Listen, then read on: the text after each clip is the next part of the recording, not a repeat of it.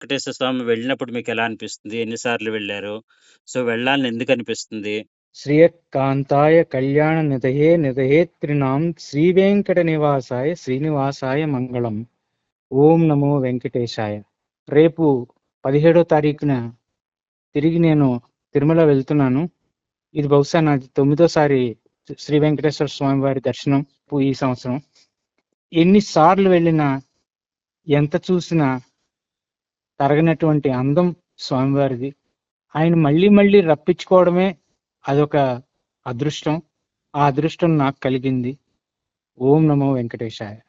తిరుమలకి కాలినడకన వెళ్ళాలని చాలా మంది భక్తులు మొక్కుకుంటూ ఉంటారు.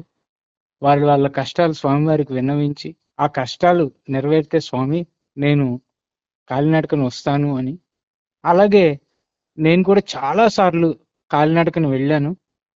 నా కష్టాలే కాదు, అందరి కష్టాలు నావే అనుకుని స్వామివారికి విన్నవించుకుంటూ ఉంటాను.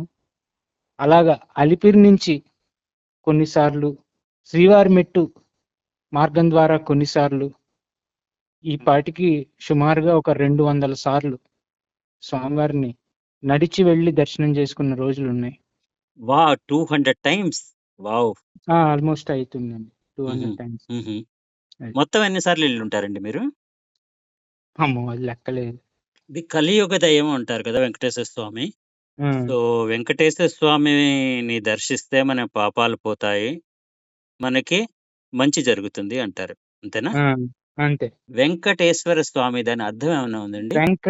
వెంకట అంటే పాపాలను పోగొట్టు స్వామి అనే అర్థం వస్తుంది.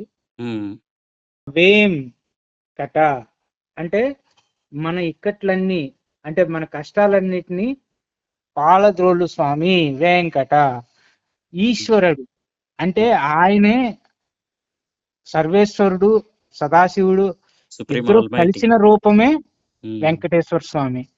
శివుడికి విష్ణువుకి భేదం లేదు అని చెప్పేదే వెంకటేశ్వర స్వామి శబ్దం. ఇది మనకి ఆయన స్వామివారు ఎలా వచ్చారు, ఎప్పుడు వచ్చారు, అసలు అక్కడే ఎందుకున్నారు? పివిఆర్కే ప్రసాద్ గారు ఆయన పుస్తకాలు రాశారు.